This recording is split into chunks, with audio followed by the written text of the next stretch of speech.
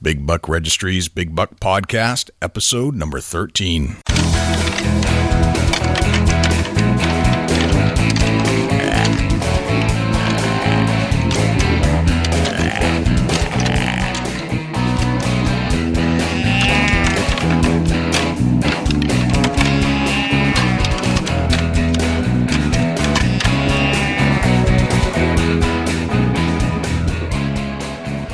Big Buck Registry is a virtual museum of hunting stories. We preserve a piece of Americana by interviewing and recording hunters about their hunts and experiences from across the country. And who knows, maybe we'll learn a thing or two along the way that'll help us take our hunt to the next level. Hey y'all, this is Kari and Billy out of Nashville, Tennessee, and you are listening to the Big Buck Registry's Big Buck Podcast. Hey, what's up, everybody? This is your host, Jay Scott of the Big Buck Registry's Big Buck Podcast, and we are pumped to be back here to talk about deer hunting. This is essentially season number 2, episode number 13. We're going to keep it at number 13. We're not going to reset in iTunes, but just to make sure we keep it in the right order. But this is essentially season number 2 of the podcast, and it's deer season. Deer season is upon us in many parts of the country. I think it started, bow season has started in many parts. So it's time to start talking deer hunting. And we thought that it was best to kick this off right here today. We are kicking this off with a boom. And we're going to be speaking with none other than Rob Lucas of the reality hit TV show Chasing Tail. And Rob is a TV personality, part-time on the show, an avid deer hunter, a suburban deer hunter, and Rob is going to share a bunch of his tips that he uses on the show that he's been using it pretty much his whole life. Basically, there's going to be a marathon tomorrow, September 21st, on the History Channel, pretty much all day long to catch all 10 episodes. You can also catch all 10 episodes on iTunes, but if you want to tune in, set your DVR to record Chasing Tail on History Channel. I believe it starts at 7 a.m., and we're going to get some insights from Rob right now about how to hunt deer in suburbia and what it's like and how being on a TV show, on a national TV show, has changed his life a little bit when you have a camera on you while you're hunting. So, Rob, welcome to the show. Hey, thanks for having me. We're psyched that you could join us. It's a beautiful day out here in New England. How are things in your neck of the woods? Well, it's 109 degrees where I live in Palm Desert, California, and it's a little too hot to play golf or do about anything. But I'm happy. I've got my bows sighted in. I've been practicing a lot. Connecticut season starts this week, and I'm anxious to get back to for the first full weekend of hunting coming up next weekend. Beautiful. It's that time of year, isn't it? Yeah, I think about it all year. Every day, yeah. Doing something. Refining my setups and that sort of thing. But when it's right upon you, my wife has always had the bad luck of having a birthday on opening day of deer season, so I've never been there for a birthday. But I never forget a birthday, though, because it's opening day of deer season. That's good. But now you're on the West Coast right now. Yeah, I'm a physician assistant in plastic surgery, and I work on both coasts. But I'm primarily on the West Coast because this is where the surgeons that I've spent most of my career are based. And then I'm fortunate in that they give me time to go do the East Coast patients, mostly Botox injections, things like that. And it's a good mix because I make my own schedule for that, so I make sure I put all my patients in the middle of the day and have the morning and the evenings for hunting. So you do some work as a PA on the East Coast as well. Absolutely. Gotcha. And okay. That's where I'm from, and that's where I learned how to hunt. That's where my hunting has always been based. I do apply for tags out west. It's a whole different thing out west. I mean, in the Northeast, hunting is a lifestyle. I did it before work, after work, on the weekends, all the time when I lived there. Out here in the West, you apply for tags, and you'll take a week off. You'll chase elk around, but then that's the end of it. Gotcha. And I prefer the East Coast style of living, where hunting is a lifestyle. Right. It's more, it's not an event for me. It's a lifestyle, and I if all I got to do was Western hunting, I think I would be a sad person. Gotcha. Interesting. I mean, you have an interesting perspective because you get to hunt in both spots, and that's not something that everybody gets to do. So that's kind of neat. So you have actually that important contrast about hunting styles or places of hunting, whereas some people just kind of locked into one spot. So it's interesting you say that because I'm an East Coast hunter myself, And that's all I really know. Never really hunted out west, although someday I hope to. Yeah, and hunting out west, people do it because they love it, and it's an adventure. It is a little more like adventure hunting. I mean, survival is something you have to prepare for, things like that. You know, I've never took an emergency kit with me on an East Coast hunt. You know, you're always walking distance back to wherever, you know, civilization is. But in the East Coast, the other thing is that I always have been a kind of a suburban hunting specialist, and it's a whole other thing there. You know, you're trying to get a lot of deer. You're trying to do something to help the habitat and reduce the deer herd down to something closer to carrying capacity for the land. And I'm also a very vocal advocate for hunting. And out west, I'm just an anonymous. I'm Gotcha. just one of the guys, you know. But there, you know, in the town where I do most of my hunting, everybody knows who I am. Some people like me, some people don't. But everybody knows where I stand, you Right. know. And that is, Right. you know, we're there to help. We're there to help and show hunting works, because I want hunting to be around for my kid and my kids' kids. And you know, it's propaganda from animal rights groups that are based right in the towns where we hunt. Their headquarters are right there. In fact, one of them has a headquarters in the same building that I do the medical practice in on the East Coast. And Interesting. if you want to get to this animal rights group, you just have to take an elevator from my office to their office. That's crazy. So this is on your mind all day long, basically. That's interesting, Rob. So tell us where you're hunting on the East Coast. You're part of the show Chasing Tail, which is a show that came out last year, correct? Yep, and you know, History Channel took us on. You know, it got started because I used to think reality TV was, you know, all put up, but we were doing what we do on that show. We've been doing it for years, and it's just now there's cameras around, and it's really exactly the same. It's the same core group of guys. We'll occasionally have, you know, a friend or somebody join us, but for the most part, it's just us. And I got together with them because they kind of followed my lead. I was really Mike Andronico calls me the Godfather of suburban hunting, because I was really the first in that area to become kind of a one-man wrecking crew on the local doe population, especially. And then they all took advantage, you know, with my blessing, of occupying stands I couldn't be in, because, you know, you can't be everywhere. Right. I must have had 25 stands up. And then they started coming down from Vermont much more regularly to take advantage. The crew changed a little bit over the years, but I like the crew that we have. And then Mike, through his cousin, established a real deer camp, and that's helped a lot too, because, you know, we have a base of operations, we have a hoist to put the deer up, and those guys built their own cooler last year, which helped a lot too. Oh yeah. Oh wow. So, Excellent. But started off with me just hunting a lot, getting a lot of deer, and then them kind of joining in with me. And now I got to say the student has exceeded their master, because I mean these guys are all very, very good at you know, kind of the surgical excision of deer from pretty densely populated habitat. Gotcha. So you're hunting you started the hunting group that you now see on Chasing Tail. Is that correct? Well, I would say Mike started the group. Okay. You know, I was an individual. See, Mike and I grew up like brothers. You know, his dad and my dad were both immigrants, bound together in business, started a sheet metal shop.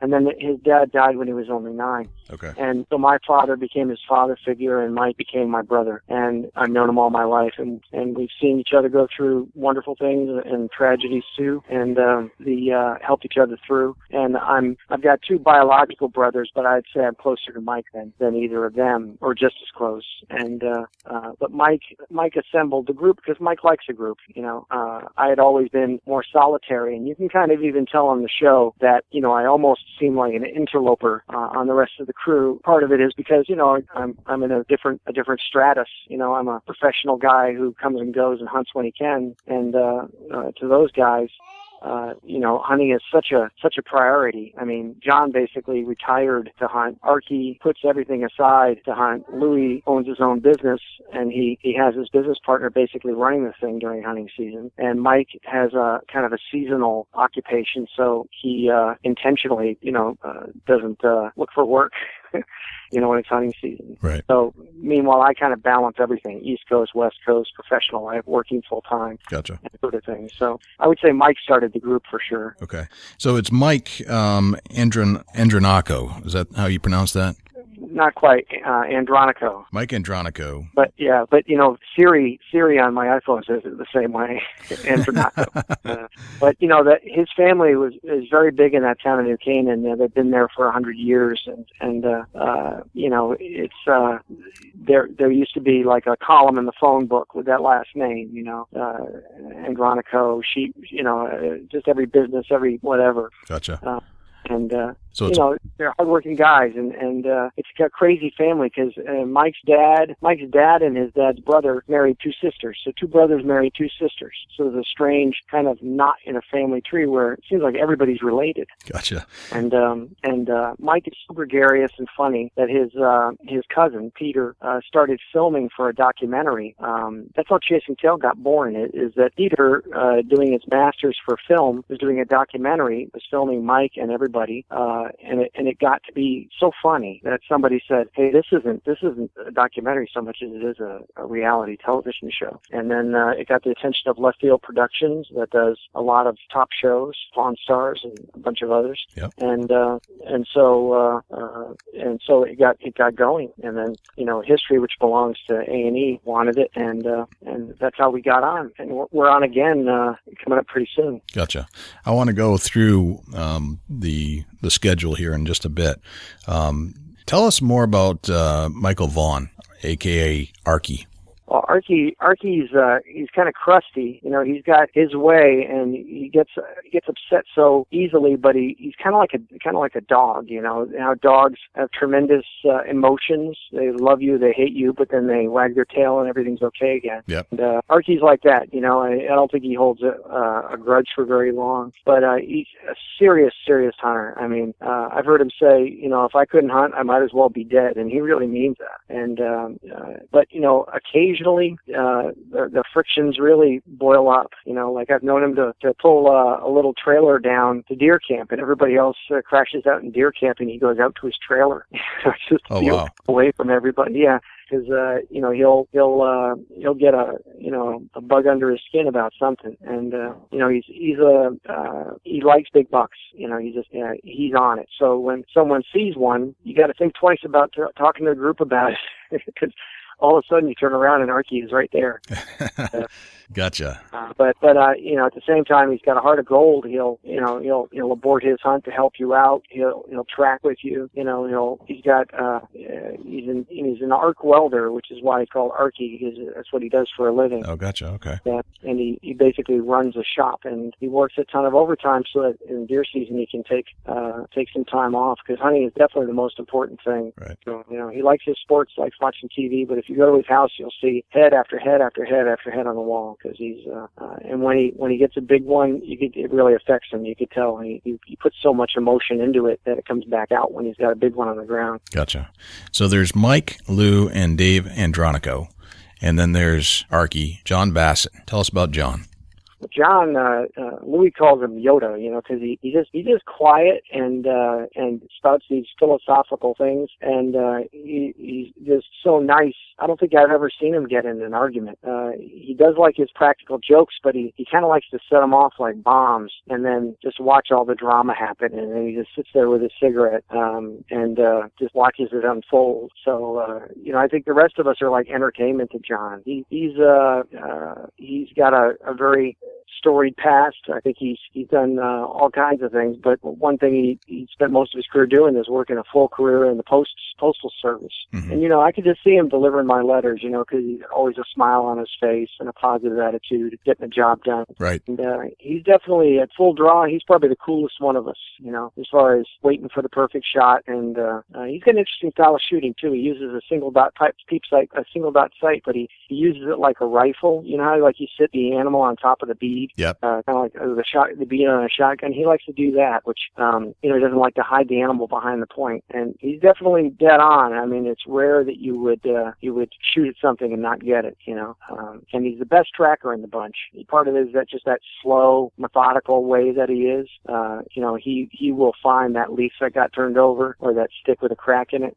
Right. And when you're almost ready to give up, Johnny finds a deer. Right. So it's like having a tracker from Zimbabwe in camp, who can interpret the light at this time. Gotcha. And it's really important to find your deer there in suburbia because, everybody hates to lose one, but when you're in big farm country and it goes to the coyotes, you just say, oh, well. But, boy, when it starts stinking up or somebody's dog comes home with a deer leg in his mouth, you could lose permission at a property and you can cause, a whole neighborhood to revolt. So it's hugely, the stakes are high in suburbia, and we're so lucky to have him around. Gotcha. So tell me about urban hunting. It's something you've been into for a long time now, correct?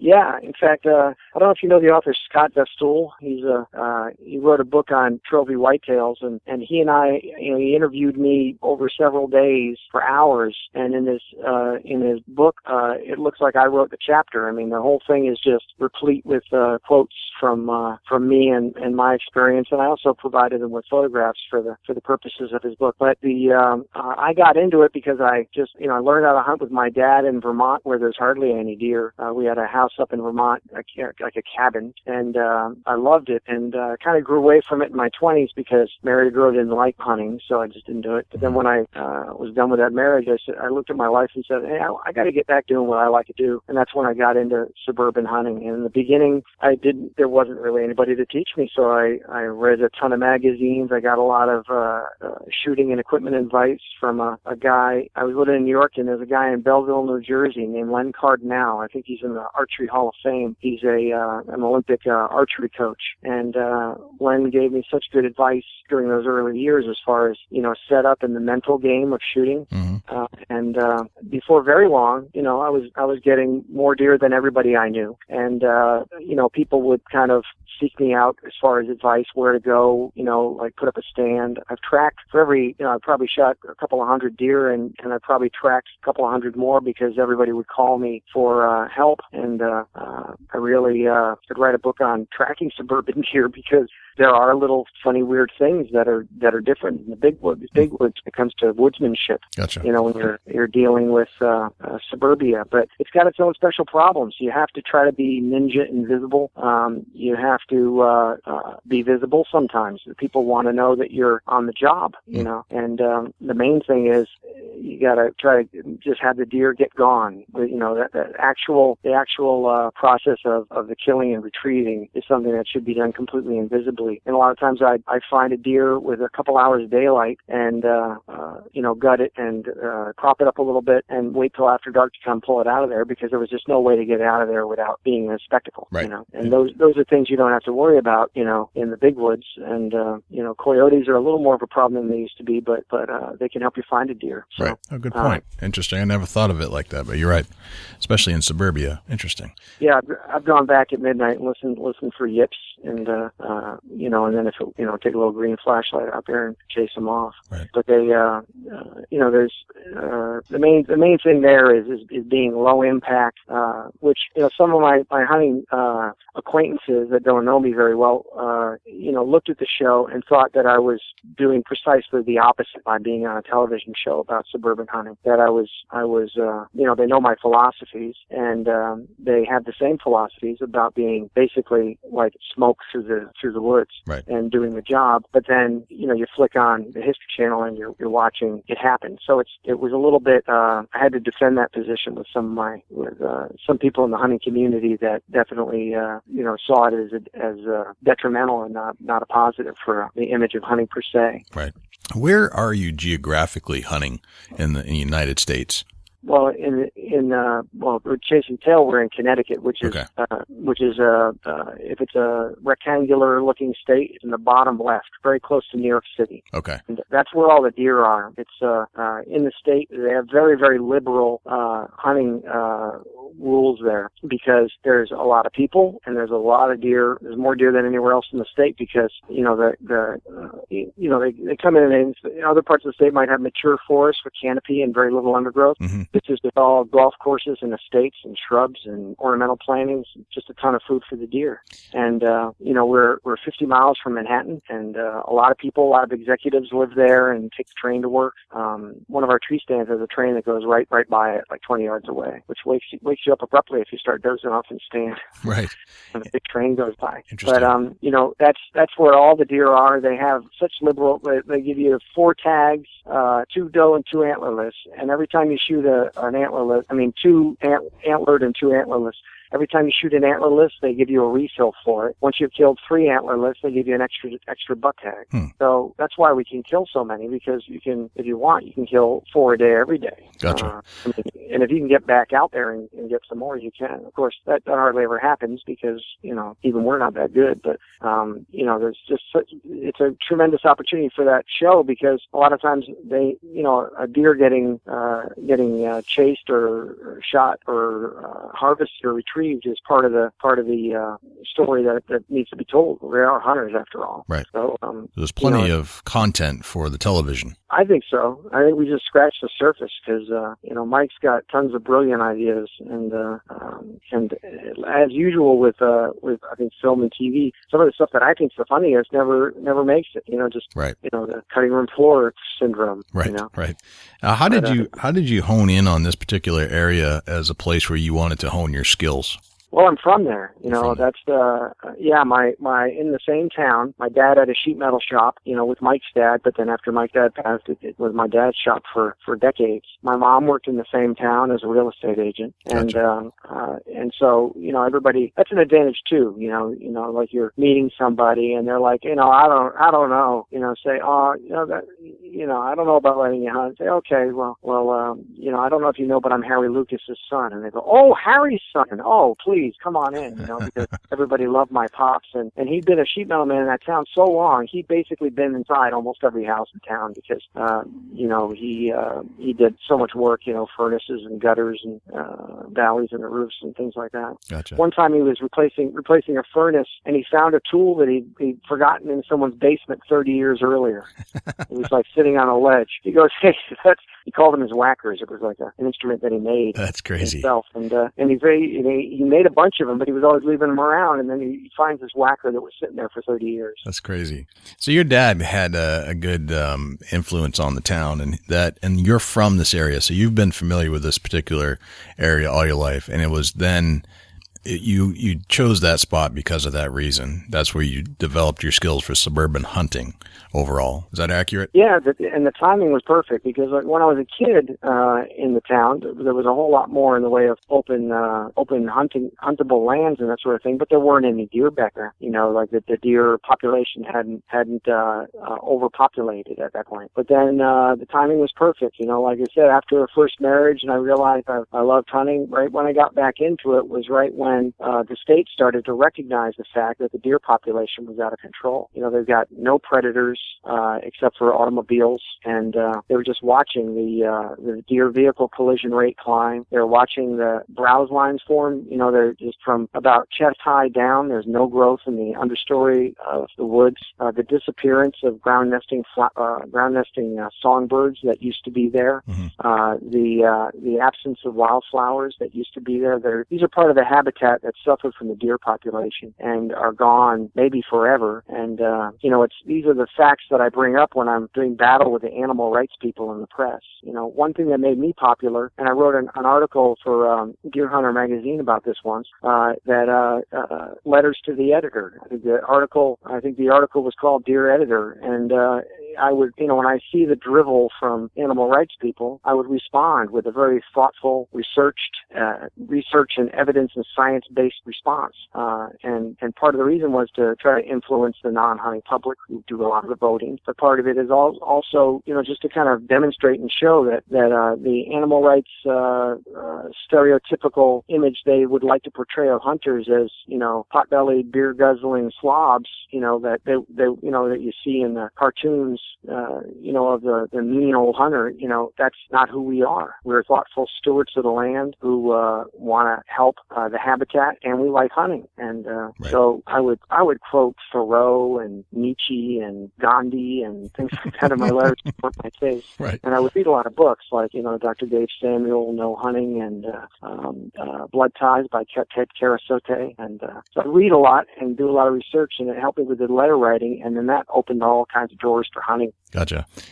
Tell us about the suburban hunting itself. You've described some of the the habitat a little bit, but you're hunting in an area, it's called suburbia. It's suburbia for a reason, and that's because it's a more densely populated area with people and houses. Is that a good description of your area? Yeah, just kind of imagine some rolling woodlands that's 10 acres in size, and you just say, oh, this is a good spot to hunt. There's a little valley here, there's a pond, but then somebody comes in and they put a road with a cul-de-sac down the middle of it, and there's houses sprouting off of it, so it looks kind of like the stem of a daisy and then the petals of the daisy with all houses sticking out, into the edge of the woods. And it takes away a lot of the woodlands, but it also clears a lot of the land and puts grass down and shrubs and low things for the animal to eat. Gotcha. So the animals get pushed into these smaller and smaller parcels of impenetrable thicket, but they can pop out at night and eat more than they could have when it was mature forest. And it also creates a ton of funnels, because a deer just can't walk right through someone's living room. A deer has to walk in the woods, or you'll see them crossing driveways and roads, but they do prefer cover, and they do prefer a quick escape. So, it actually makes it much easier than trying to figure out, big agricultural plots and big woods. Homogeneous big woods is probably something I would be like an idiot out there trying to figure that out. But when it comes to suburbia, I look at the funnels, I look at what I think is going to be a travel pattern, and I see it, kind of like Neo in the Matrix could look at the code and see what he wanted to see. Right. I could look at neighborhoods and I could say, well, this is going to suck because, this finger of woods goes nowhere. Whereas another one, there's let's say a preserve where there isn't any houses, and there's fingers of woods coming off of that out into these neighborhoods where all the feed is. Well, then that's the place you want to be. So you have to decipher like a woodsman, but suburban woodsmanship is not that difficult. But meanwhile, most suburban hunters, I think, don't even try to figure it out. They get a place to hunt and they just put up a stand and they just sit there. They figure, I'm in the woods, a deer's going to come by eventually. But I'm much more selective than that, and I kind of got it down to a science. And I think Mike also, he sees, he could see the woods the way I do. And I think between Mike and I, we obtain most of the properties that we hunt, and then all the guys help us hunt it. And, Archie is amazing when it comes to putting up stands. He's like a monkey up in the tree. He's just, being a welder, he's so powerful that he can just hang on. And, he's never heard of a safety strap. He just, just swings around up there so deftly. Right. So you've got a challenge that's a little different than a lot of our listeners, in that sometimes we get these large plots of land that's owned by one person, but it sounds like you guys need to go out and you need to get permission to hunt this property. Is that kind of the way it's done in southeastern Connecticut, where you have to actually go out and get permission to hunt these spots? Oh yeah, you have to have written permission on your person to be anywhere. But here's the technique. Like you might find a farm and get the farm and then try to figure it out, go to a high spot, glass it where the deer are entering and exiting field, things like that. What we'll do is we'll identify a neighborhood. Like this is let's try to get into this area. There's a place, let's say in Darien, called Salem Straits.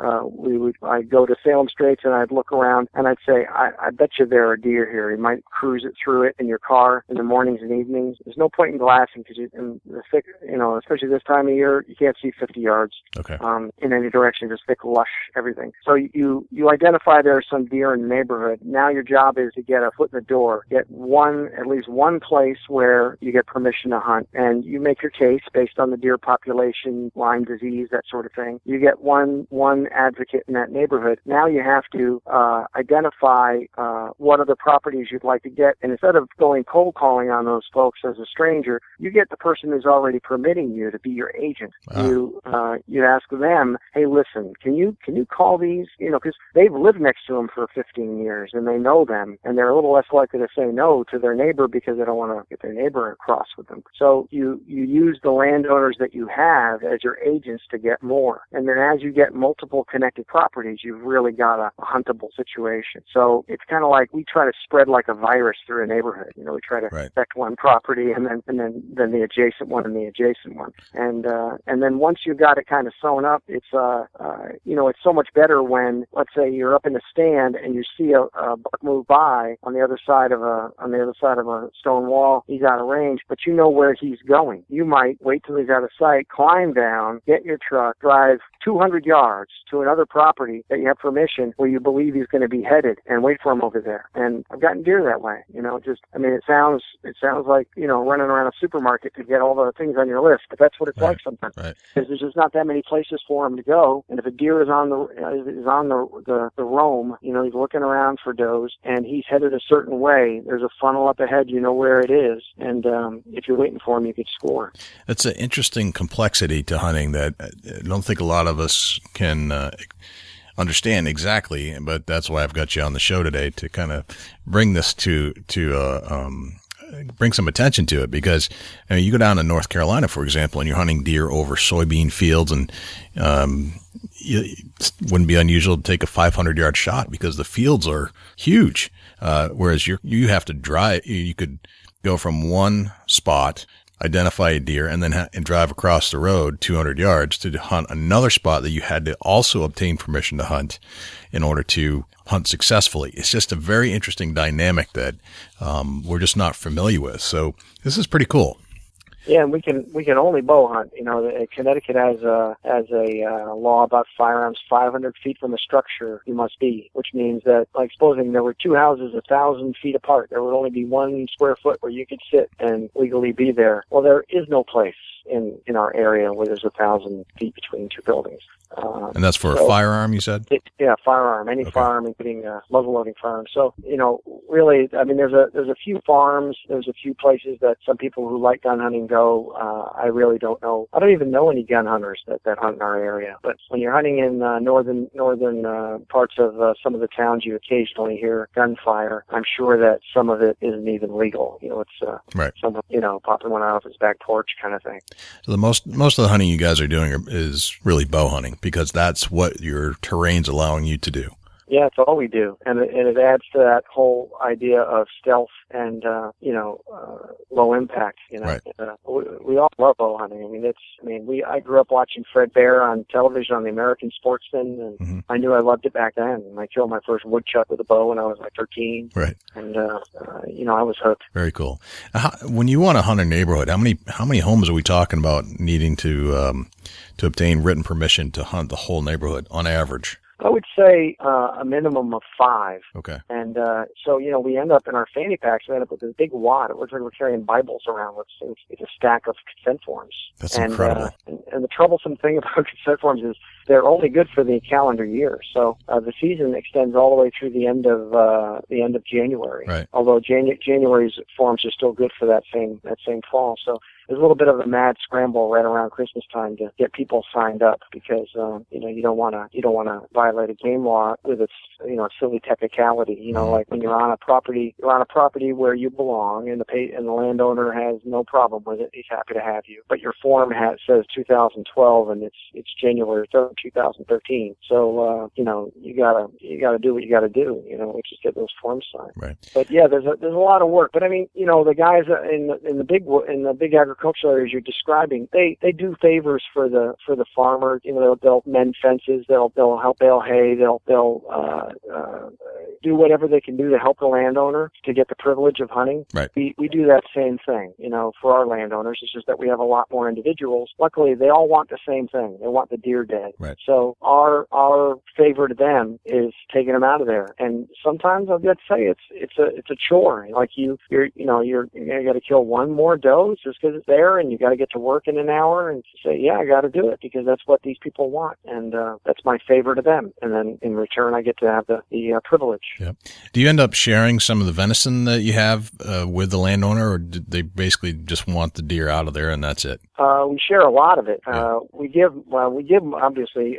I've killed 30 deer in a year. You can't eat that much. Right. So we all give away much more than we keep. I pretty much just eat back straps and give everything else away. So I've taken it, 300 or 400 pounds at a time to the local shelter, where they're very happy to get frozen meat because nobody gives that because it's so expensive. Right. People give turkeys at Christmas at Thanksgiving time. That's about it. But so they're happy to see me. And then the landowners tend to want it. They tend to want the best cuts, and we also frequently give them a recipe.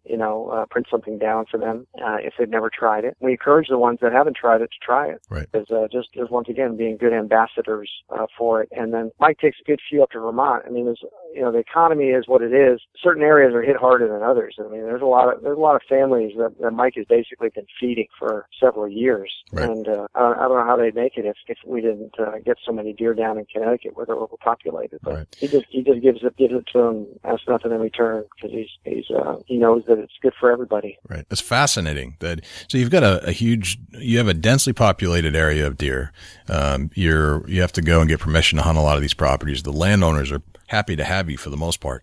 Do you ever run into any other hunters? It sounds like you guys kind of have that area kind of cornered, but are there other hunters that hunt same land where you're competing? We run into them. We run into them all the time, Okay. and there's a ton of hunters down there, and not all of them are great. There's people that will get permission on a property adjacent to let's say public land or a park, and then use the property as an entryway to hunting in places where they're not supposed to be. And I've had permissions in places where I just stopped going because of I don't want to be anywhere proximal to the goings on that I see. At the same time, I'd say most hunters are just like us. We're all interested in having a good time and doing something good for the landowners and carrying a good message for hunting. But when you get those bad apples, I just get chased right out of there. There is a little bit of kind of a competition feel with some hunters. I knew one guy would sign up properties, and then he just would never go there. He just didn't want anybody else going there. So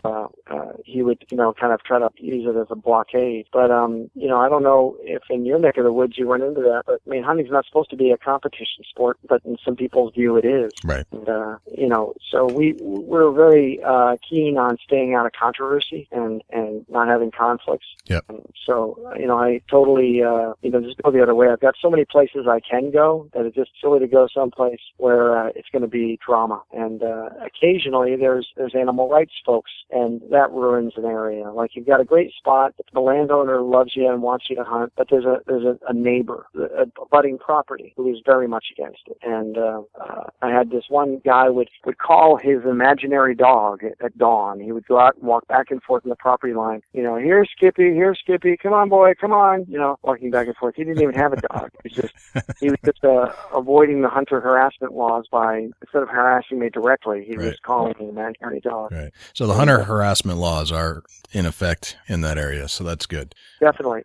Connecticut's got that, and it's rarely employed. Right. But and it rarely comes up. But when it does, the hunter loses in those situations. It's silly to waste your time doing battle with people that are against it. You're never going to change their mind, and if anything, the controversy will go more public. So it's just better to get those situations just to go somewhere else. Gotcha.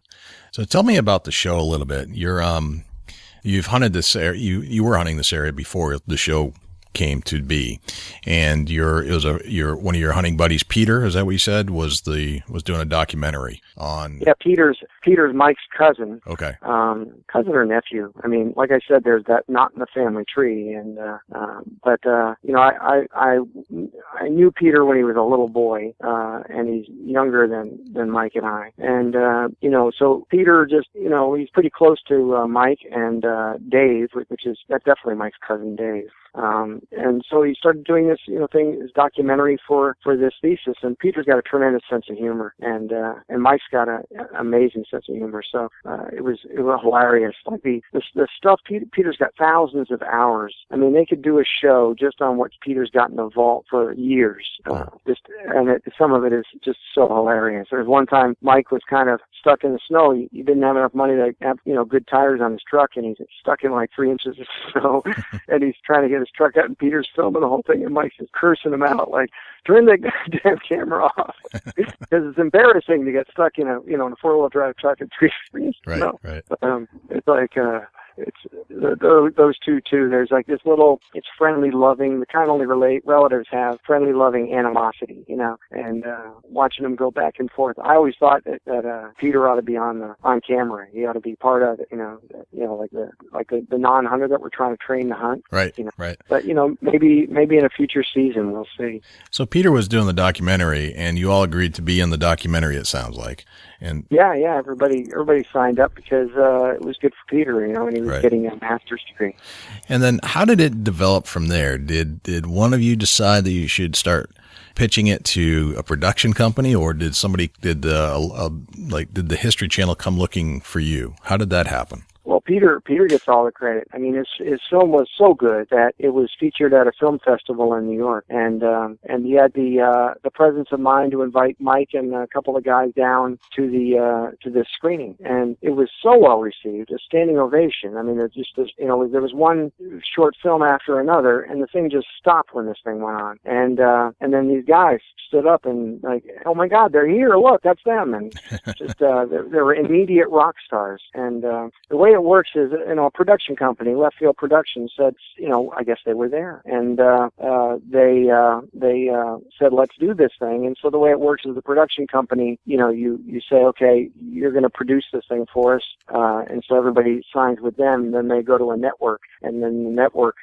sees that everybody's signed up and the product is guaranteed. So then the network orders episodes. Gotcha. Okay. And that's so we're fortunate getting with a big network like History. So like the people on camera, we don't have really anything to do with anything as far as getting the thing done. Right. We just hunt and just try to be ourselves when the cameras are around. So you're just doing your thing as you normally would do, and that was you just prompted my next question: is how has your hunting life or life at deer camp changed since you have to have a camera on you?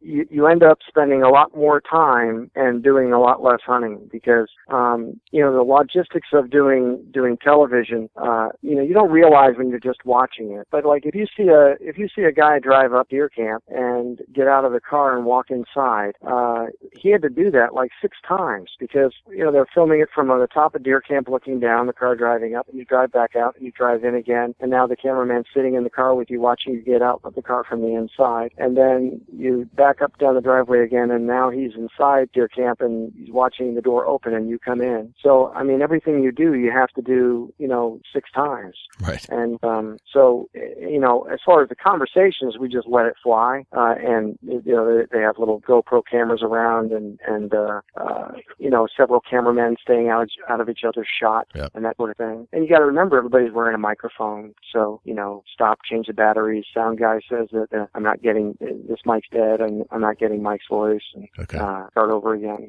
So they're monitoring some of this stuff. Got it. Well, yeah, they're all up in your stuff, and they're right there. They're just not in the shot, Right. just left or right of what you're seeing on the camera. There's people over there. Right. But the thing is, though, that and I used to think about reality shows, and I thought, well, none of this is real because there's a sound guy and there's a producer and there's a caterer and there's all this stuff going on. The thing is, though, that we're doing what we really do, and you very quickly learn to just forget about all that stuff, and I'm in plastic surgery a lot. My boss has a television show, and we have cameras there all the time, and we don't act any different with cameras around. And so this is the same thing. Because you just learned there's such a part of the wallpaper that you forget about them. And this is your boss that has a TV show as well? Yeah, I have work in plastic surgery, and one of the people in our group has a television show on CBS. Oh, interesting. So you've got cameras around you all the time. Not all the time, but I'm definitely used to it. You're used to it. Okay. Gotcha. Yeah. All right. So the season, the very first inaugural season for Chasing Tail was this last year, and they're coming up on a marathon, right? They're going to relaunch all the shows again so everybody can see them going into the next season. Yeah, they're going to be, in order on the 21st. I think it starts at like 7 a.m. Eastern time, and I think they're just going to run back to back to back. I think the original 10 shows, which is good because if anybody missed an episode, they can record it, or if anybody missed the whole series, they can watch it.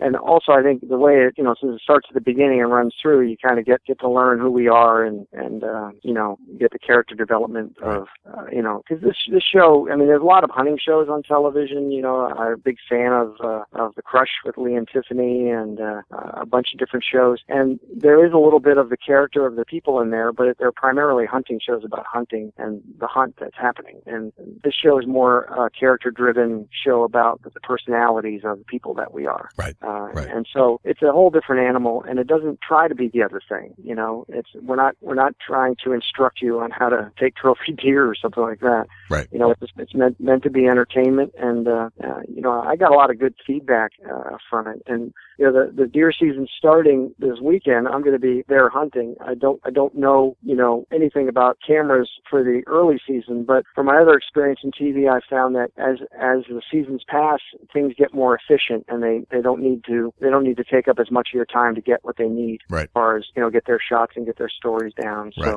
So I imagine if I were producing television about hunting, I would probably focus most of my energy at the time when the hunting is best, which is, you know, in the Northeast, it's going to be early November, right, because that's when the bucks are cruising and so on. So, you know, early season, lots of mosquitoes. It can be slow. You can't see anything with all the foliage on the trees. So I wouldn't be surprised if my first couple weekends back there, there's not even any filming going on. Right. Gotcha. So, and they'll probably be a little more expedient and a little bit better at their craft now that they've got a year under their belt. That's cool. So what day does the 10 episode marathon kick off? It's the 21st. 21st. I think is that a Saturday? I think it is. 7 a.m. on History Channel. And so I looked at my local listings that had it as 4 a.m. here. I bought the whole series on iTunes because I just wanted to be able to have it in my laptop and you know, show somebody that hadn't seen it, you know, without having to find a TV. Right. But last I saw that it was still available on iTunes too. Gotcha. But we're looking forward to, you know, another season, and you know, it'll be fun to film it, fun to be on TV again, and you know, years from now, I'll be able to look back on it and say, yeah, we did this stuff. But ultimately, what we really care about is the hunting and you know, the fun and knowing each other and being with our friends. So, you know, someday the chasing tail will come and go, and we'll still have each other and look back, and it'll just be like looking in a photo album to look at the episodes on television. Right. So that's cool. So you can still get them on iTunes, and the 21st is when they're going to be running the marathon, and then the new season launches sometime midwinter after the season. Is that correct? That's something I don't know anything about. Gotcha. Interesting. Yeah. Once again, the talent. That's what they call us, talent. You're the talent. Yeah, they call deer props. They call deer props. Like I think it's a little disrespectful. You know, like an animal give its life and you call it a prop. But, interesting. Yeah, it's Right. these technical guys. You know, Right. they go like, hey, you know, like, where's the prop? And I'm like, you know, you mean the nice doe that I killed this morning? Right. Oh, wow. Yep. That's Hollywood for you, right? Yeah, you know, but I'd like to try to get do a little more traditional bow hunting this year with on the show, because I enjoy that so much, and when they definitely need a definite for sure kill, you know, I tend to take the compound, but I think I'm going to stick to my guns this year and hunt with my recurve bows for the time. Right. Yeah. Well, that's cool that you can you've got that many deer, and it's cool that you can go down to your primitive weapons and still have a good shot at harvesting a deer. That's awesome. That's very nice. Yeah, it's just as fun when they don't come in range, you know, like your heart beats just as much. Right. And, you know, if they stay out there at 30 yards, you know they'd be dead with a compound, but you gotta wait, and sometimes they just don't give you the shot, but it's still a thrill. A whole new element of difficulty. Very nice. Rob, this is it's been great. Is there anything else you want to cover before we end the interview? No, I think we covered it pretty good. I appreciate this opportunity. You know, and one cool thing is that, you know, you and I are acquainted through Twitter, and I've got a few other, you know, hunting new friends through that organization. I got to say, I like the quality of the relationships and the conversations that happen on that. You know, there's other sites that they have things that they call people friends, right. But they're not really friends. They're just people that you clicked on your thing, right? You know, and there's this whole thing like this, like that. You know, you don't really like this, right. Or like that. But I think the Twitter, the quality of these relationships, like there's something I could tell you and say keep it under your hat, and I know you will. Yep. And you know, I think it's pretty cool, and I think it fits in with the hunting and hunter mentality, and we do have these relationships with other hunters. They're kind of intense because we're all passionate about what we do. Right. And I think, I hope even more and more hunters are on Twitter and networking like this and sharing the hunt.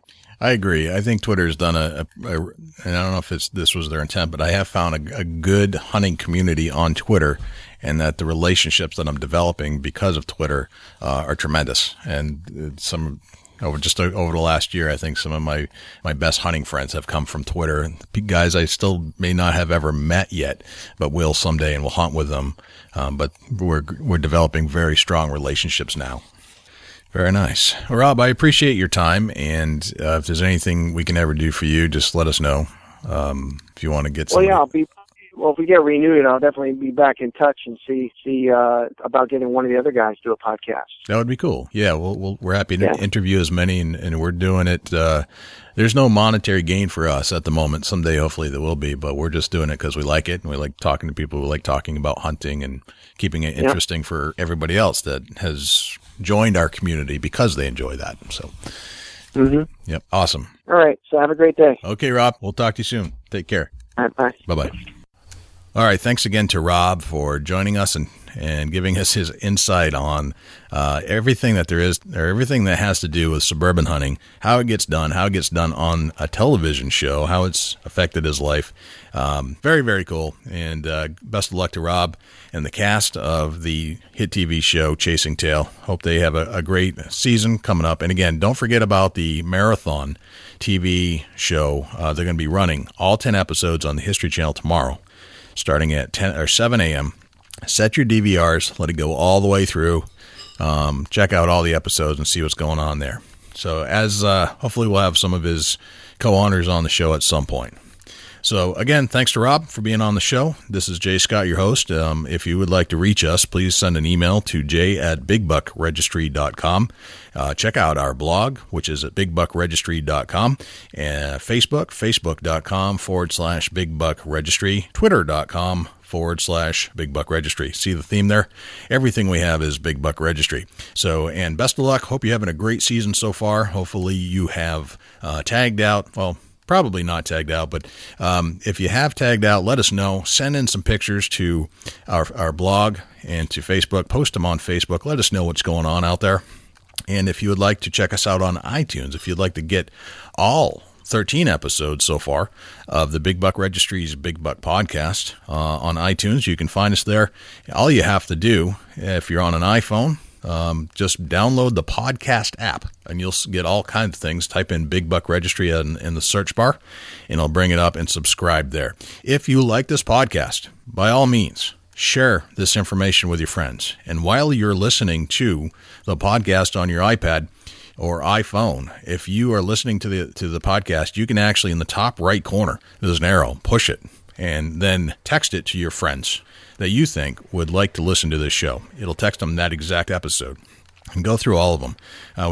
We had some with our co-host Dusty Phillips, who will be joining us next week from Ohio, and he's going to give us basically it's going to be a Ohio forecast, deer hunting forecast, and check that out. So if you're on iTunes, if you have an iPhone, check us out on iTunes. Forward those podcasts that you like to your friends. Get them interested in the Big Buck Registry so we can have more shares and get more pictures on our Facebook page and on our website for everybody to see what's going on in America with regards to deer hunting. So, again, this is your host, Jay Scott, signing off for the Big Buck Registry, and we'll see you next week.